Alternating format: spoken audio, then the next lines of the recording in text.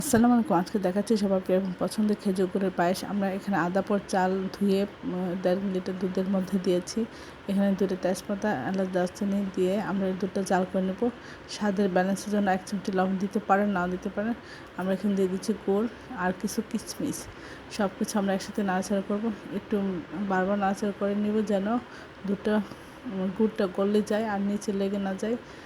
আর এই পায়েসটা একটু লো হিটে করতে হয় যেন নিচে লেগে না যায় আর সুন্দর করে চালটা ফুটে ওঠে।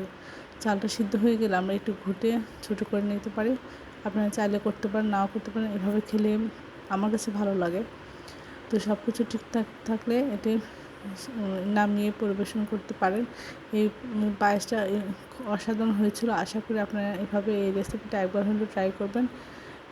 নামানোর পরে এভাবে সুন্দর করে বাদাম এবং কিশমিশ দিয়ে ডেকোরেশন করবেন। দেখতেও সুন্দর আর খেতে অসাধারণ লাগে। সবাই আমার চ্যানেলটি লাইক এবং শেয়ার দেবেন, সাবস্ক্রাইব করবেন, প্রিয়জনকে বেশি বেশি করে শেয়ার দেবেন। আমার চ্যানেলে সব রকম রান্নার রেসিপি রয়েছে, আশা করি